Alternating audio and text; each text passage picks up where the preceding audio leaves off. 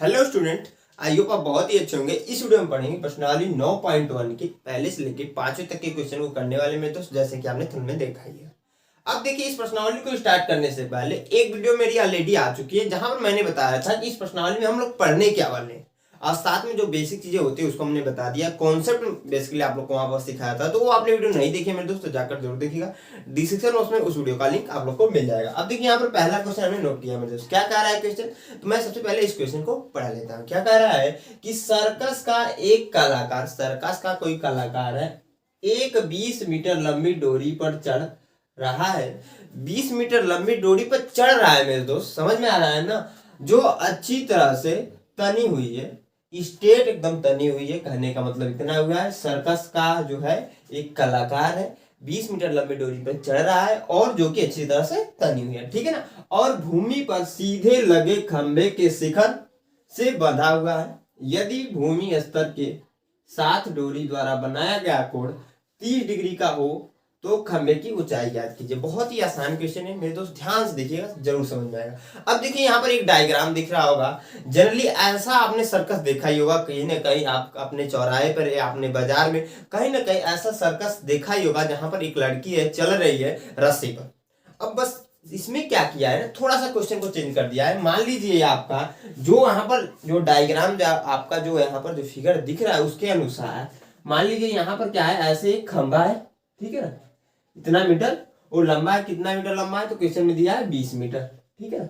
यह नहीं दिया हुआ है मेरे दोस्त, ठीक है ना। और साथ में ये डोरी से बंधा हुआ है, तो मान लीजिए यह आपका डोरी है, ठीक है ना। यहाँ पर ये धरातल है आपका, तो धरातल से, ये आपका धरातल है, जो नीचे वाला पॉइंट है ना, ये आपका धरातल है मेरे दोस्त। इस पॉइंट पर यह जो डोरी है, यह जो डोरी है मेरे दोस्त, इस पॉइंट पर बंधी हुई है, ठीक है ना, यह इस पॉइंट पर। और यह जो है आपका क्या है, तो आपका मेरे दोस्त खंभा है, ठीक है ना। अब देखिए, आपको ये दे रखा है कि ये डोरी जो है 20 मीटर लंबी है मेरे दोस्त, समझ में आ रहा है ना, डायग्राम दिख रहा होगा वैसे ही आप यहाँ पर सिमिलर चीजें हो रही हैं। बस यहाँ पर क्या करना है, हमें ऐसे डायग्राम बनाना, क्योंकि वैसे तो पॉसिबल है नहीं मेरे दोस्त। तो यहाँ पर हम क्या कर देंगे, यहाँ पर मेरे दोस्त मैं क्या कर दूंगा, ऐसे इसको 20 मीटर कर दूंगा, ठीक है ना। यह दिया हुआ है डोरी की लंबाई। आपसे पूछ क्या रहा है, पूछ रहा है कि आपके खंभे की ऊंचाई ज्ञात करना है, तो हमें इसकी ऊंचाई को बताना है। यहाँ पर एक कोण जो बन रहा है ना, उसकी वैल्यू दे रखा है मेरे दोस्त, क्या, 30 अंश, तो 30 अंश रख दीजिए, ठीक है ना।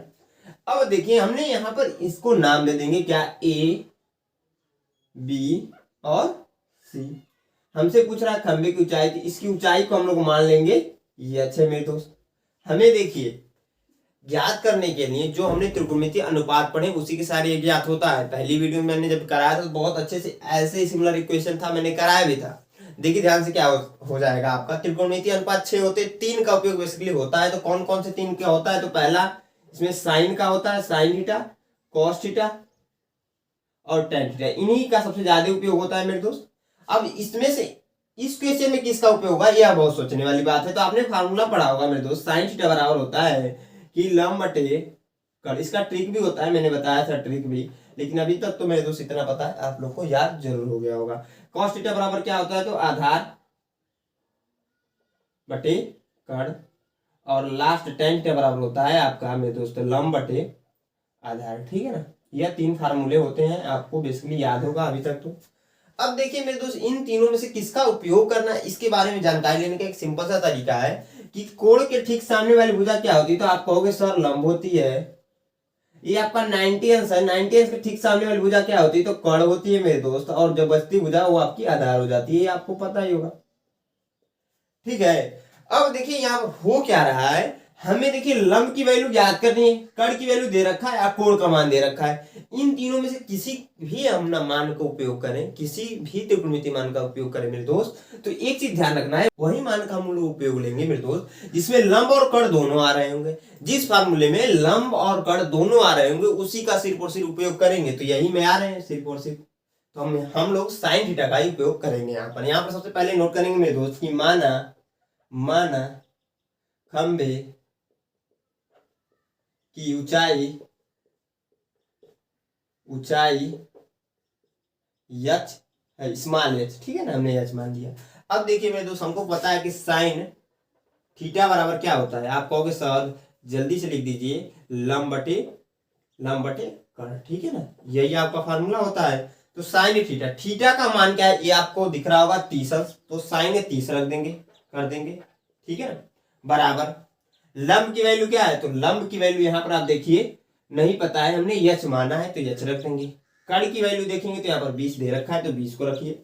अब देखिए मेरे दोस्त यहाँ पर साइन 30 की वैल्यू क्या होती है ये आपको याद होनी चाहिए, ठीक है ना, जो त्रिकोणमिति में हमने पढ़ा है ना कि त्रिकोणमिति जो अनुपात है साइन 0 की वैल्यू क्या होती है, साइन 30 की वैल्यू क्या होती है, इवन टेन 30 की वैल्यू क्या होती है, इन सबका मान आपको यहाँ पर याद होना चाहिए, तभी क्वेश्चन हो पाएगा। समझ में आ रहा है ना। तो मेरे भाई आपको तो याद ही होगा साइन 30 की वैल्यू क्या होती है, तो 1/2 होती है, ठीक है, 1/2 h/20, ठीक है, क्रॉस मल्टीप्लाई करते हैं कि क्रॉस में गुणा करते हैं, एच की वैल्यू हमें फाइंड आउट करनी है, तो हम इसका गुणा इसमें अभी नहीं कराएंगे, बस इस 20 का गुणा इधर करा देंगे एक में। तो जब 20 का गुणा एक में मेरे दोस्त कराएंगे तो 20/2 इक्वल टू एच, 20/2 बराबर एच आ जाएगा। इसको हम पलट कर लिख सकते हैं मेरे दोस्त, तो एच बराबर हम लोग लिख सकते हैं 20/2। पलटने का मतलब एच को हमने पहले कर दिया, बस 2 से ये कट रहा है, 2 कम 2 और 2 5 2 दहा में 10 हो जाएगा भैया, तो यहाँ पर हो जाएगा एच बराबर 10 मीटर। जो खंबे की ऊंचाई है ना मेरे दोस्तों वो आपके क्या है 10 मीटर, यही हमसे पूछा था, हमने बता दिया। देखिए कितनी आसानी से हमने ज्ञात कर लिया। अगर आप सपोज कीजिए प्रैक्टिकल लाइफ में भी ऐसा क्वेश्चन आ रहा है, मान लीजिए वहां पर आपको डोरी की लंबाई पता थी लेकिन खंबे की ऊंचाई नहीं पता थी, एंगल पता था कि किस एंगल पर आपका एक कोण बन रहा है 30 डिग्री, तो आपने आसानी से एच बराबर 10 मीटर ज्ञात कर दिया। एक चीज आपके मन में ये भी क्वेश्चन होगा कि सर कैसे पता करेंगे कि एक 30 अंश का एक कोण बनाएगा, ये आपके मन में क्वेश्चन होगा ना। तो नॉर्मली ऐसे समझिए मेरे दोस्त, आपका जो चांदा होता है ना, चांदा, उसके सारे आप लोग आराम से यहाँ पर कोण की वैल्यू को निकाल सकते हैं। एक बार उस पर जो चांदे को आप रख कर यहीं पर भी रखकर ऐसे ज्ञात करना सीखे होंगे ना, चांदे पर रखकर जब 30 डिग्री देखेंगे तो 30 डिग्री का अगर रस्सी जो है कोण बनाएगा जब ना, ठीक है, जब बनाएगा ना तो उस कंडीशन में हमेशा तो वही रहेगा, आपकी लंबाई पता है, कोण का मान पता चल जाएगा, ऊंचाई आसानी से ज्ञात कर सकते हैं, ठीक है ना। समझ में आ रहा होगा मैं क्या कहना चाह रहा हूँ आपको, आई होप। अब देखिए मेरे दोस्त इसको मैं मिटाकर जो दूसरा प्रश्न है उसको नोट करके बताता हूँ। यह क्वेश्चन आई होप आप लोग को समझ में आया होंगे। समझ में आया तो बस इतना करना है आपको, एक लाइक वीडियो को तुरंत कर देना, दोस्तों के साथ साथ में शेयर कर देना। मैं इसको मिटाकर मैं दोस्त क्या करता हूँ, जो दूसरा क्वेश्चन उसको नोट करके बताता हूँ। तो जो हमारा अगला क्वेश्चन है दूसरा हमने नोट कर दिया, ये भी अच्छा क्वेश्चन है, ध्यान से देखिए क्या कह रहा है क्वेश्चन ना। कह रहा है आपसे कि आंधी आने से एक पेड़ टूट जाता है, आंधी आई हुई है और एक पेड़ नॉर्मली टूट गया है, होने के बाद टूटने के बाद क्या हो रहा है उसके बाद देखिए, और टूटा हुआ भाग इस तरह मुड़ जाता है कि पेड़ का शिखर जमीन को छूने लगता है और इसके साथ ही संस्का कोण बना लेता है, बनाता है फिर बना लेता है, ठीक है। तो पेड़ के पाद बिंदु की दूरी जहां पेड़ का शिखर जमीन को छूता है 8 मीटर है, तो पेड़ की ऊंचाई ज्ञात कीजिए मेरे दोस्तों। हमें बताना है पेड़ कितना ऊंचा है, यही बताना है। देखिए आपको यहाँ पर एक डायग्राम दिख रहा होगा, नॉर्मली कभी कभी क्या होता है पेड़ जब खड़ा रहता है तो आंधी उंधी जब आता है तो बीच से टूट जाता है, समझ में आ रहा है, वही क्वेश्चन में कह रहा है। सिंपली इतना समझिए कि पेड़ खड़ा हुआ है भैया आपका, आंधी आई और आंधी की वजह से पेड़ जो है बीच से टूट गया, टूटने के बाद कुछ हिस्सा जो है जमीन से जुड़ा हुआ है, अभी यहाँ पर आपका डायग्राम में दिख रहा होगा कुछ हिस्सा जमीन से जुड़ा हुआ है, बीच से टूटा हुआ है, तो वो टूटा हुआ भाग जाकर जमीन पर लग गया है, ठीक है ना। तो यहाँ पर देखेंगे आप लोग एक ध्यान से देखेंगे तो एक ट्रायंगल फॉर्म हो जाएगा, क्योंकि जनरली मान लीजिए पेड़ इतना लंबा है, यहाँ पर ऐसे सपोज कर दिया हमने पेड़ ये है, ठीक है ना, पेड़ एक इतना लंबा है, आपका क्या होगा यहाँ से इस पॉइंट से पेड़ का यह भाग टूट गया, ठीक है ना, इस पॉइंट से पेड़ का यह भाग टूट गया, टूटने के बाद वह जमीन पर धरातल पर आकर गिर गया कुछ ऐसे, यह आपका जमीन है, समझ में आ रहा ना, यह जो भाग है यह जो निचला हिस्सा है आपका ये सब जमीन है, ठीक है ना। तो जब जमीन पर आकर ये गिरा हुआ है तो इसमें जो है कोण बना ले रहा है, कितने अंश का, तो इसमें दिया हुआ है 30 डिग्री का, तो 30 डिग्री यहाँ पर बना देंगे, ठीक है। समझ में आया ना आपको, डायग्राम में सिंपली दिख रहा होगा, यहाँ पर मैंने एक पिक्चर भी इसी ने लगा रखी है आप लोग को। एक पेड़ नॉर्मली भैया टूटा जब आंधी की वजह से, तो क्या हुआ उसका कुछ भाग जमीन से जुड़ा हुआ खड़ा ही रह गया, जैसे कि यहाँ पर मैंने दिखाया है, और साथ में कुछ भाग क्या हुआ टूट कर जमीन से जुड़ गया और जुड़ा हुआ भाग 30 अंश का कोण बना ले रहा है। क्वेश्चन में इतना कह रहा है, समझ में आ रहा है ना। हमसे ये पूछ रहा है कि पेड़ की ऊंचाई ज्ञात करनी है आपको। अब यहाँ पर एक और चीज दे रखा है कि जहां पेड़ का शिखर जमीन को छूता है 8 मीटर है, जो पेड़ का शिखर है वो जमीन को जो छू रहा है वो 8 मीटर है। तो 5 बिंदु से दूरी दिया हुआ है, मतलब यहाँ से यहाँ तक की दूरी दी है 5, मतलब जो उसका निचला हिस्सा है ना पेड़ का, उससे दूरी दिया हुआ है, जहां पर वो जो पेड़ है उसका शिखर का भाग जो जमीन पर छूता है उससे दूरी दिया हुआ है कितना में दोस्त, 8 मीटर। इसको भी हम लोग रख लेंगे, इसको मैं मिटा देता हूँ, उसकी जरूरत नहीं है तो इसको मैं मिटा देता हूँ। ये आपका पृथ्वी समझ लीजिए, आपका यहाँ से यहाँ तक की जो दूरी है, यहाँ से यहाँ तक की दूरी दिया हुआ है 8 मीटर। ठीक है मेरे दोस्त, आपको सिंपली इतना बताना है कि इस पेड़ की ऊंचाई कितनी है मेरे दोस्त, वही आपको क्या करना है, बताना है। कैसे याद करेंगे, बहुत ही आसान है, एकदम इजी वे में हो जाने वाला है।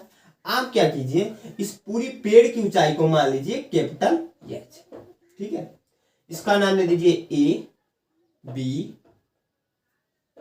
बी यहां पर दीजिएगा, सी और डी। ठीक है ना, ऐसे कुछ नाम दे दीजिए, नामकरण कर दीजिए।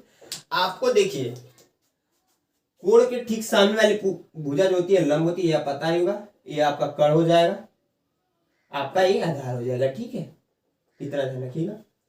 अब देखिए ध्यान से, यहाँ पर कर्ण और लंब की वैल्यू जैसे ही हम ज्ञात करेंगे, इन दोनों की वैल्यू को जोड़ेंगे तो आपकी जो पेड़ की लंबाई वो तो निकल ही जाएगी भैया। आपको सिंपली पेड़ इतना लंबा है भैया, यह भाग टूटा, टूट कर आकर जमीन पर गिर गया, ऐसे ऐसे टूटा, यहाँ पर सी वाला भाग यहाँ पर आ गया, इसको डी न मानकर सी डैश भी मान सकते हैं, सी डैश, लेकिन उससे अच्छा रहे हम डी भी मान ले तो अच्छा रहेगा ना।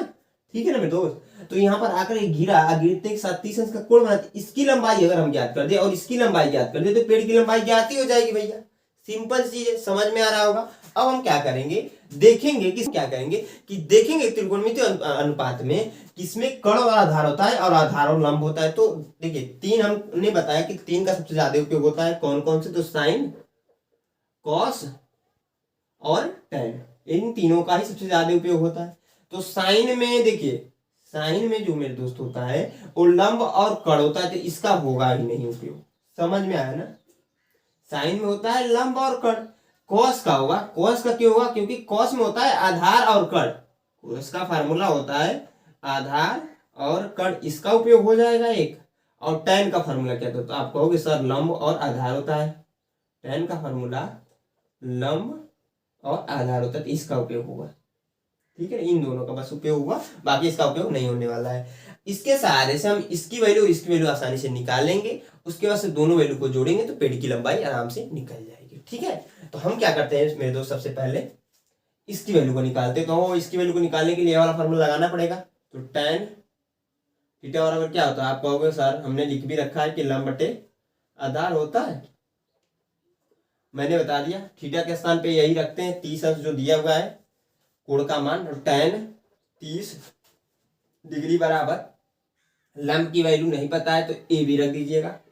ठीक है, ए बी बराबर आधार की वैल्यू 8 दिया है तो 8 रख देंगे। अब देखिए tan 30 का मान आपको याद रखना होगा, तभी जाकर इक्वेशन होगा, मैंने बताया भी था। तो यहाँ पर आपको पता होना चाहिए कि 1 बट्टे गणित में 3 होता है tan 30 की वैल्यू, और ए बी बट्टे हो जाएगा 8। अब देखिए क्रॉस मल्टीप्लाई होगा तो ए बी बराबर हो जाएगा मेरे दोस्त, इसका इसमें गुणा कर दे रहे हैं, पलट कर मैं लिख दे रहा हूँ, तो ए बी यहाँ पर पहले लिख दिया और उसके बाद से 8 बट्टे कड़ी में 3। ठीक है ना, तो इसका वैल्यू अगर और थोड़ा सा अच्छे से ज्ञात करें या फिर यहीं पर रहने दीजिए। ठीक है ना, थोड़ा सा अच्छे करने का मतलब इसको यहीं पर रहने दीजिए। अब देखिए मेरे दोस्त क्या करना है, दूसरी वैल्यू ज्ञात कर लेते हैं मेरे दोस्त कॉस थीटा के लिए। तो कॉस थीटा से जो वैल्यू निकलेगी आपका एक कर्ण की वैल्यू निकालना है हमें, यानी कि कॉस थीटा के स्थान पर क्या रख देंगे, 30 अंश रख देंगे, 30 डिग्री बराबर थीटा की वैल्यू रख दिया भैया हमने 30 डिग्री, समझ में आ रहा है ना। उसके बाद से आधार की वैल्यू क्या है 8 है तो 8 रख लीजिए, और कर्ण की वैल्यू क्या है मेरे दोस्त नहीं पता है तो आप इसको और इसको रख सकते हैं, यानी कि बी डी। ठीक है, इसकी वैल्यू आपको याद होनी चाहिए कि क्या होती है। तो आप कहोगे सर कड़ी में 3/2 होती है, अगर जिन भाइयों को याद होगा उनको तो पता है, नहीं पता है तो मैंने बता दिया कड़ी में 3/2 होती है, समझ में आया ना। अब देखिए 8/BD क्रॉस मल्टीप्लाई करेंगे, इसका इसमें गुणा इसका इसमें गुणा, तो कड़ी में 3BD बराबर हो जाएगा 16, क्योंकि 2 का गुणा 8 में कराएंगे तो 16 ही होगा। तो BD बराबर मेरे दोस्त आ जाएगा आपका 16/3, क्योंकि देखिए यह जो है नीचे चला आता है, समझ में आया, इधर गुणे में है। तो अब देखिए आपको क्या करना था, पेड़ की ऊंचाई ज्ञात करनी थी। पेड़ की ऊंचाई सिंपली आप एच की वैल्यू निकालिए या फिर कह लीजिए एसी की वैल्यू निकालिए। तो एसी बराबर आपको पता दिख रहा होगा कि एसी बराबर हम कह सकते हैं, एसी बराबर कर सकते हैं भैया ए बी प्लस का बी डी। भैया हमने AC को बराबर कर दिया AB प्लस का BD, क्योंकि भैया यह जो भाग है ना टूटा है तो आया यहीं पर, यानी कि दोनों लंबाइयों को जोड़ दें तो आसानी से निकल जाएगी AC की वैल्यू, जो पेड़ की लंबाई है। तो AC बराबर AB की वैल्यू देखिए, AB की वैल्यू हमने यहाँ निकाली 8/3, इसको रख देंगे 8/3 प्लस BD की वैल्यू है 16/3, इनका जोड़ बन रहा है, जोड़ लीजिए। तो AC बराबर क्या हो जाएगा, जोड़ेंगे डायरेक्टली कड़ी में 3, यहाँ पर LCM हो जाएगा, जोड़ेंगे तो नॉर्मली जुड़ जाएगा, कोई दिक्कत नहीं, क्योंकि जो हर है वो तो सेम है, जो डिनोमिनेटर वो तो सेम ही है भैया। तो जोड़ेंगे तो क्या हो जाएगा, तो आप कहोगे 24 हो जाएगा सर। अब 24 तो हो गया। अब देखिए नीचे कभी कड़ी में वैल्यू आती है तो उसको हम छोड़ते नहीं, उसको सोल्व कर लेते हैं। कैसे, तो परिमेयकरण करके। कैसे मेरे दोस्त, तो कड़ी में 3 से ऊपर भी या कड़ी में 3 से नीचे भी ऊपर नीचे गुणा करा लेंगे, इसका इसमें गुणा होगा तो AC बराबर हो जाएगा 24 इंटू कड़ी में 3, इसका इसमें गुणा होगा तो कड़ी में 3 का कड़ी में 3 से गुणा होगा तो हो जाएगा 3, 3 से काटेंगे तो ये 8 बार में कैंसिल हो जा रहा है। तो AC बराबर मेरे दोस्त आ जा रहा है 8 कड़ी में 3, समझ में आ रहा है। इसका इसमें गुणा भी करा दिया हमने। तो पेड़ की जो लंबाई रहेगी, पेड़ की लंबाई जो मेरे दोस्त निकल कर आ रही है वो आ जा रही है आपकी 8 कड़ी में 3 मीटर, ठीक है ना। यही आपका आंसर है, यही हमसे पूछ रहा था, पेड़ की लंबाई पूछ रहा था, हमने आसानी से ज्ञात कर दिया। आई होप आप लोग को समझ में आया, और ऐसे समझ में आने चाहिए, बहुत बड़ी चीज नहीं है, आसानी से मैंने समझाने का, आपको सिखाने का प्रयास किया है मेरे दोस्त। अब देखिए मैं इसको मिटाकर जो तीसरा क्वेश्चन है उसको बताता हूँ, ध्यान से देखिएगा, वो भी अच्छा प्रश्न है, ध्यान से देखेंगे समझ में आएगा। तो जो हमारा अगला क्वेश्चन है तीसरा हमने नोट कर दिया, यहाँ पर थोड़ा सा देखिए, यहाँ पर जो वर्ड है ज्यादा दे रखा है, लेकिन इसमें 2 क्वेश्चन है, आसानी से भी हो जाने वाला। पहले क्वेश्चन को मैं पढ़ता हूँ फिर आप लोग को समझाता हूँ। क्या कह रहा है, एक ठेकेदार बच्चों को खेलने के लिए एक पार्क में 2 फिसलन पट्टी लगाना चाहता है। भैया आपने पार्क देखा होगा, नॉर्मली देखा ही होगा, मेरे को इतना पता ही है। अब वहां पर क्या कर रहा है, एक ठेकेदार मतलब जो उस पार्क का देख रेख करने वाला है, वह व्यक्ति क्या करता है, बच्चों को खेलने के लिए 2 फिसलन पट्टी मतलब यहाँ पर आपको डायग्राम दिख रहा होगा, सरकने वाला, नॉर्मली जैसे हम लोग चढ़ते हैं और उस पर सरकते हैं, आपने किया भी होगा, बहुत सारे भाइयों ने किया होगा, तो वही है नॉर्मली। अब देखिए कह रहा है, लगाना चाहता है 5 वर्षों से कम उम्र के बच्चों के लिए वह एक ऐसी फिसल पट्टी लगाना चाहता है जिसका शिखर 1.5 मीटर की ऊंचाई पर हो। जो है मेरे दोस्त क्या कर रहा है, वो 5 वर्ष के कम उम्र के बच्चों के लिए एक फिसल पट्टी लगाता है जिसकी ऊंचाई जो शिखर, यहाँ पर आपको डायग्राम दिख रहा होगा, उसमें जो ऊंचाई दिख रहा है ना, जो आपका सरकने वाला एरिया वो नहीं, जो आपकी हाइट है वो कितनी होनी चाहिए, 1.5 मीटर होनी चाहिए पर हो, और भूमि के साथ 30 अंश का कोण बना रहा हो। और यहाँ पर जो आपका डायग्राम दिख रहा है, इसमें जो कोण बना रहा है, जो फिसलन पट्टी जो है, जो सरकने वाला एरिया, जो सरकने वाला भाग है मेरे दोस्त, उसका जो एंगल है यानी कोण है वो 30 अंश का होना चाहिए इसके कहने के अनुसार। जबकि इससे अधिक उम्र के बच्चों के लिए और 5 वर्ष से अधिक उम्र के बच्चों के लिए क्या कर रहा है, 3 मीटर की ऊंचाई पर एक अधिक ढाल की फिसलन पट्टी लगाना चाहता है, जिसकी देखिए ढाल की जो फिसलन पट्टी है ना वो ज्यादा हो। जैसे यहाँ पर एक और डायग्राम दिख रहा होगा आप लोग को, ऐसे कुछ समझ में आ रहा है ना। तो जो भूमि के साथ 60 अंश का कोण बनाता है, तो प्रत्येक स्थिति में फिसलन पट्टी की लंबाई क्या होगी, यही मेरे दोस्त बताना है। बहुत आसानी से हम लोग इसको ज्ञात करने वाले, कैसे, तो ध्यान से देखिए। अब देखिए यहाँ पर क्वेश्चन के अनुसार मैं पहले को सोल्व कर दे रहा हूँ, दूसरा आप लोग को सोल्व करना है। सेम सिचुएशन में सेम क्वेश्चन बन रहा है, तो वैसे सेम तरीके से होगा भी। तो यहाँ पर देखिए क्या है, 5 वर्ष के जो बच्चों के लिए 1.5 मीटर ऊंचाई पर एक फिसल पट्टी लगा रहा है। तो मान लीजिए यह जो है आपका जो डायग्राम दिख रहा होगा, उसकी ऊंचाई है 1.5 मीटर, ठीक है ना। अब जो है यह सरकने वाला एरिया है, यहाँ पर मान लीजिए बच्चों ने ऐसे सीढ़ी है, ये सीढ़ी है भैया, ऐसे चढ़ते बच्चे और यहाँ सरकते हैं, यहाँ पर चले जाते हैं। और इसको अगर मिला दे, धरातल है आपका, जमीन है मतलब, यहाँ पर तो एक कोण जो है उसकी वैल्यू दे रखा है, पहले कंडीशन में कितना दिया था, यह वाला जो है आपका 30 अंश, ठीक है ना, 30 डिग्री, ठीक है। अब आपसे यह पूछ रहा है कि फिसल पट्टी की लंबाई, यानी कि इसकी जो फिसलने वाला एरिया है, जो सरकने वाला एरिया भैया, उसकी लंबाई को बताना है नॉर्मली। तो मैं यहाँ पर क्या कर दे रहा हूँ, इसको मान ले रहा हूँ, आप लोग कुछ भी मत मानिएगा, वैसे रहने दीजिए। यहाँ पर नाम दे दीजिए A, B और C। ये आपका लंबा, ये तो पता ही चल गया होगा अभी तक, क्योंकि कोण के ठीक सामने वाली भुजा, ये आपका कर्ण, क्योंकि ये 90 अंश यही तो बना रहा है, ये आपका आधार है। तो हमें बेसिकली इसकी वैल्यू को पता नहीं। आपने त्रिकोणमितीय अनुपात 6 पढ़े, उसमें से 3 का सबसे ज्यादा उपयोग होता है। और देखिए कर्ण और लंब किस में आते? तो आप कहोगे सर साइन वाले में आते हैं। साइन थीटा बराबर आपने पढ़ा रखा होगा कि लंब बटे कर्ण होता है। तो एक चीज ध्यान रखें, यहाँ पर लंब की वैल्यू यहाँ पर ये दे रखा है, कोण की वैल्यू यहाँ पर थीटा की वैल्यू 30 दे रखा है, 30 रख देंगे, लंब की वैल्यू ज्ञात करेंगे, आसानी से ज्ञात हो जाएगा। कैसे मेरे दोस्त? तो ध्यान से देखिए, यहाँ पर मैं निकाल दे रहा हूँ साइन थीटा, थीटा की वैल्यू क्या है यहाँ पर 30 डिग्री है, तो 30 डिग्री रख दीजिए, बराबर लंब की वैल्यू क्या है 1.5 मीटर, तो 1.5 मीटर रख दीजिए, और कर्ण की वैल्यू नहीं पता है तो यहाँ पर क्या है बी और सी को रख दीजिए, सिंपली बी और सी को रख देंगे। तो साइन 30 की वैल्यू आपको याद होनी चाहिए क्या? तो याद होगा तो इतना आपको पता होगा कि 1/2 होता है, तो 1/2 रख देंगे, बराबर 1.5 बटे BC, ठीक है ना। क्रॉस मल्टीप्लाई करते हैं, ये आपको पता होना चाहिए। तो क्रॉस मल्टीप्लाई करने का मतलब इतना है कि भैया इसका इसमें गुणा और इसका इसमें गुणा, इसका इसमें होगा तो BC बराबर हो जाएगा, इसका इसमें होगा तो 1.5 गुणे 2, यानी कि BC बराबर हो जाएगा मेरे दोस्त 3, क्योंकि 1.5 का गुणा 2 में होगा तो 3 ही हुआ, 3 मीटर हो जाएगा आपका BC की वैल्यू। यानी कि फिसलन पट्टी की जो लंबाई होगी, मैं यहाँ पर नोट कर सकता हूँ पहले केस में फिसलन पट्टी की लंबाई, फिसलन पट्टी की लंबाई पहले केस का मैंने निकाल दिया, यहाँ पर कितना है तो 3 मीटर है, ठीक है ना मेरे दोस्त। बाकी दूसरे केस का आपको निकालना है, कैसे निकालना? सेम सिचुएशन है, सेम कंडीशन है, बस यहाँ पर जो है ऊंचाई बढ़ा देनी है, यहाँ पर 1.5 है तो 3 मीटर कर देनी है, यहाँ पर कोण का मान चेंज कर देना, 60 रख देना, बाकी यही वैल्यू वहां पर भी ज्ञात करनी है। तो वो आप लोग ज्ञात करके कमेंट बॉक्स में कमेंट करके आपको बताना है मेरे दोस्त, इसलिए मैं छोड़ रहा हूँ उसको, आप लोग खुद से कर लीजिएगा। मैं इसको मीटर का जो चौथा क्वेश्चन मेरे दोस्त उसको बताता हूँ, आई होप आप लोग को एक क्वेश्चन समझ में आएगा। अच्छा लग रहा है वीडियो अभी तक तो एक लाइक दियो, दोस्तों के साथ वीडियो को शेयर कर दीजिए, हमारे चैनल को सब्सक्राइब नहीं किया तो अभी तक सब्सक्राइब कर लीजिए, क्योंकि अब देखिए बोर्ड एग्जाम आने वाला है, और मैं जो है मेरे दोस्त 25 दिसंबर से यूपी बोर्ड का प्रीवियस ईयर्स क्वेश्चन साथ में बेसिक कॉन्सेप्ट यानी क्रैश कोर्स, समझ में आ रहा है, मतलब जो क्लास कोर्स होता है ना उसको चलाने वाला 60 वीडियो में पूरा जो है आपका मैथ की बुक कंप्लीट हो जाएगा, even concept plus previous year के क्वेश्चन से। तो मेरे चैनल को अभी तक सब्सक्राइब नहीं किया तो जरूर सब्सक्राइब कर लीजिएगा मेरे दोस्त। मैं इसको मिटा करके करता हूँ, जो चौथा क्वेश्चन नोट करके आप लोग को बताता हूँ। हाँ दोस्तों, जो हमारा अगला क्वेश्चन है चौथा हमने नोट कर दिया, बहुत अच्छा क्वेश्चन है, ध्यान देखिए।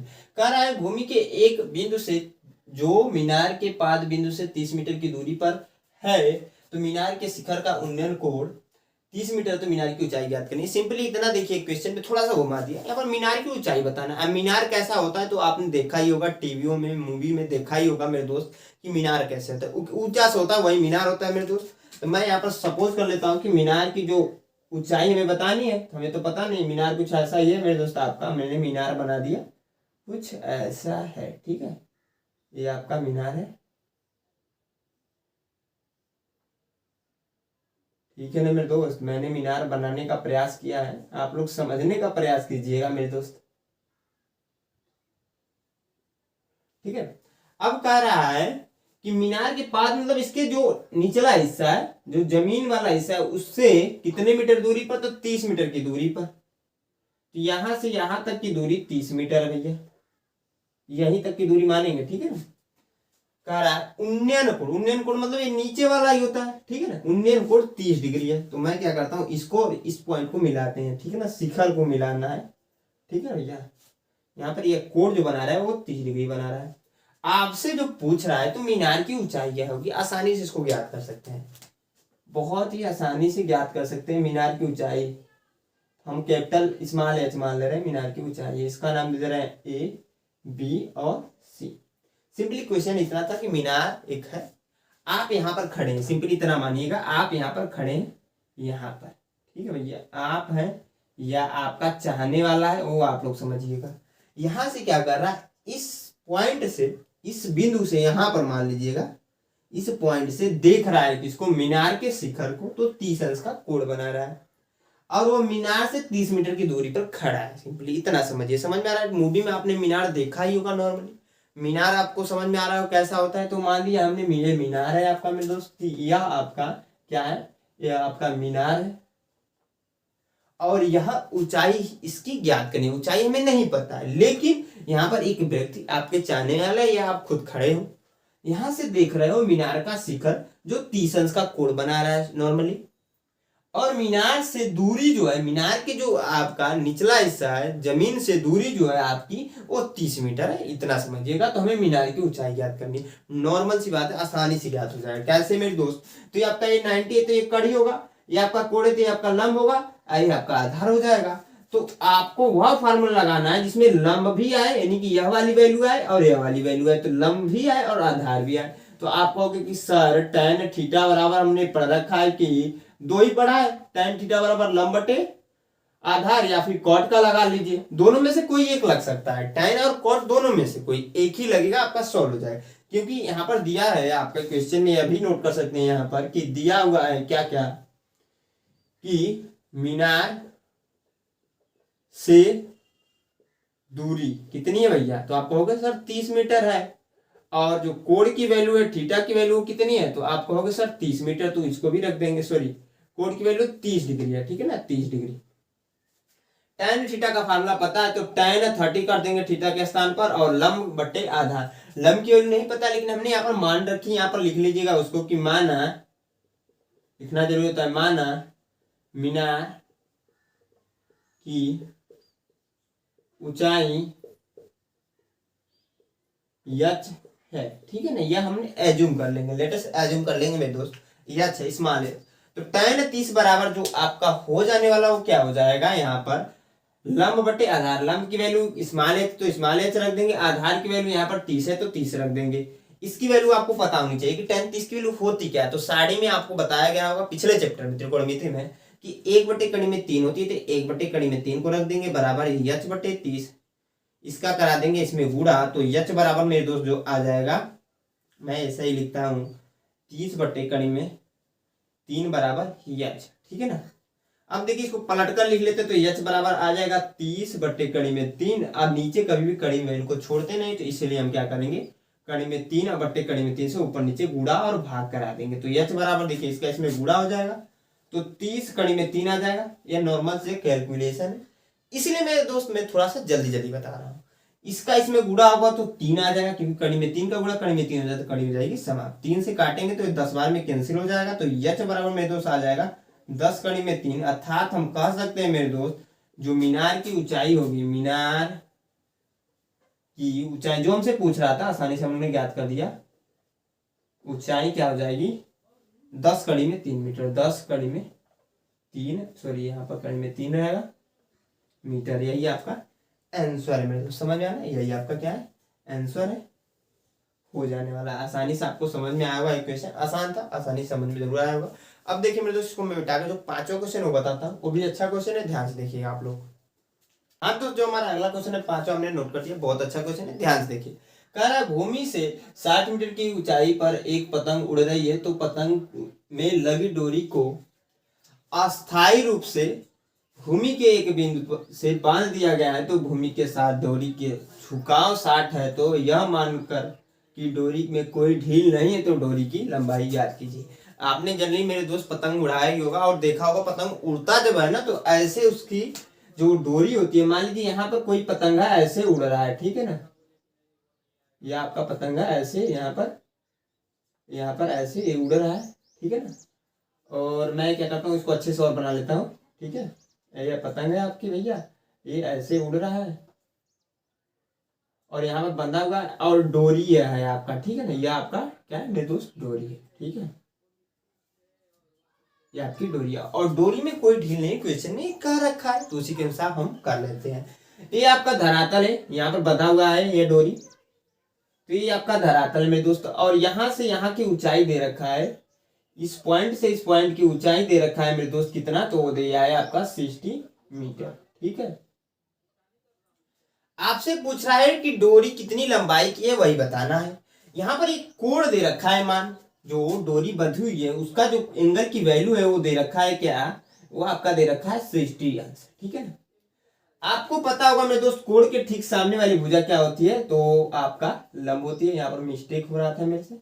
और 90 अंश के ठीक सामने वाली भुजा क्या होती है मेरे दोस्त, कर्ण होती है, ये आपका डोरी ही है, ठीक है, ये आपका डोरी है। इसी की लंबाई को हमें ज्ञात करना है, तो आप मान लीजिए इसे ए, इस पॉइंट को बी और इस पॉइंट को सी, ठीक है ना मेरे दोस्त। आपको बताना है इस डोरी की लंबाई को, तो इसकी वैल्यू को ज्ञात करने के लिए आप वह त्रिकोणमितीय अनुपात ढूंढिए जिसमें जो है लंब भी हो तो कर्ण भी हो। तो आप कहोगे सर साइन थीटा का आपने फार्मूला पढ़ रखा है कि साइन थीटा बराबर होता है कि लंब बटे कर्ण, दोनों आ गया, ठीक है ना, इसी के सारे हो जाएगा। क्योंकि थीटा की वैल्यू 60 अंश दे ही रखा है, तो हम रख सकते हैं मेरे दोस्त यहाँ पर कि साइन 60, ठीक है, साइन 60 हो गया। और लंब की वैल्यू यहां से देखेंगे तो 60 है, तो 60 रख देंगे। और कर्ण की वैल्यू नहीं पता है तो यहाँ पर हम लोग ए बी रख देंगे, ए बी नाम दिया है। तो अब देखिए कड़ी में साइन 60 की जो वैल्यू होती है वो कड़ी में 3/2 होती है, लेकर रख दीजिए आराम से। साड़ी से ये वैल्यू हम रख रहे हैं, साइन 60 की जो वैल्यू है वो साड़ी जो आपने पिछले चैप्टर में पढ़ी ना उसके हम लोग लाकर यहाँ पर रख रहे हैं मेरे दोस्तों। क्या है कि कड़ी में 3/2 यहाँ पर हो ही जाएगा, बराबर 60 बटे ए बी। इसका इसमें गुणा करा देंगे तो ए बी कड़ी में 3 आगे है ये है, बराबर सॉरी यहाँ पर मिस्टेक 60 अंश नहीं है, 60 मीटर है ना, तो अंश नहीं लिखेंगे, 60 इसका इसमें गुणा हो रहा है, इसका इसमें गुणा नॉर्मली, तो यहाँ पर होगा कड़ी में 3 इंटू ए बी और 60 इंटू 2, तो कड़ी में 3 ए बी बराबर 120 हो जाएगा, ठीक है। अब देखो मेरे दोस्त होगा क्या, यह गुणे में इधर आकर क्या हो जाएगा, ए बी इक्वल टू 120, यहाँ पर एक बार बार गलती से बन जा रहा है 120 बट्टे कड़ी में 3, क्योंकि इधर आकर एक गुणे में इधर आता है जो भाग में कन्वर्ट हो जाता है, ये आपको पता। अब देखिए मैंने बताया नीचे नहीं कड़ी में लिखेंगे तो यहाँ पर गुणा करा दीजिए कड़ी में 3 का ऊपर नीचे दोनों में, यहाँ पर होगा तो ए बी बराबर हो जाएगा मेरे दोस्त 120 इंटू कड़ी में 3 बट्टे कड़ी में 3 का कड़ी में 3 से गुणा होगा तो हो जाएगा कड़ी समाप्त, तो बचेगा 3 और 3 से काटेंगे तो 40 जो 120 जो है 40 में कट जाएगा, तो ए बी बराबर हो जाएगा 40 कड़ी में 3 मीटर, ठीक है। यानी कि जो डोरी की लंबाई हम कह सकते हैं मेरे दोस्त, डोरी की लंबाई जो है वो आपकी क्या आ जा रही है, वो आ जा रही है यहाँ पर 40 कड़ी में 3 मीटर, ठीक है, 40 कड़ी में 3 मीटर ये आपकी डोरी की लंबाई आ जा रही है, ठीक है। यही हमसे पूछा था मेरे दोस्त, हमने बता दिया। देखिए नॉर्मली पतंग आपने उड़ाया, पतंग उड़ रहा है, यहाँ पर डोरी में कोई ढील नहीं, तो डोरी ऐसे ही रहेगी, तनी हुई रहेगी। पतंग की ऊंचाई जो है धरातल से दिया है 60 मीटर, क्योंकि एक पॉइंट पे देखोगे तो पतंग से ऊंचाई उसकी कम रहेगी लेकिन डोरी की लंबाई ज्यादा रहती है, तो यहाँ पर डोरी की लंबाई आएगी 40 कड़ी में 3, कड़ी में 3 की वैल्यू रखकर आप सॉल्व करेंगे मेरे दोस्त ना, तो इसकी जो वैल्यू है वो ज्यादा आ जाएगी उसकी ऊंचाई से। समझ में आ रहा है ना मेरे दोस्त, ये आपका 5वां क्वेश्चन था, आप इसे नोट कर लीजिए। एक चीज और ध्यान रखिए मेरे दोस्त, मैंने स्टार्टिंग में ही बोला था कि 1 से लेकर 5 तक के क्वेश्चन को हम लोग इस वीडियो में कंप्लीट करने वाले हैं, तो नेक्स्ट वीडियो में हम लोग बचे हुए क्वेश्चन को कंप्लीट करेंगे। आई होप हम लोग ये वीडियो अच्छी लगी तो एक लाइक दोस्तों साथ में शेयर कर दीजिएगा इस वीडियो को, क्योंकि लाइक करने से हमें मोटिवेशन ढेर सारा मिलता है और शेयरिंग से वीडियो व्यूअरशिप बढ़ता है। और हमारे चैनल को पहली बार विजिट किए मेरे दोस्त तो आप लोग सब्सक्राइब इस चैनल को जरूर कर दीजिएगा। इसी के साथ एक बार हंसकर बोल दीजिए मेरे दोस्त, जय हिंद।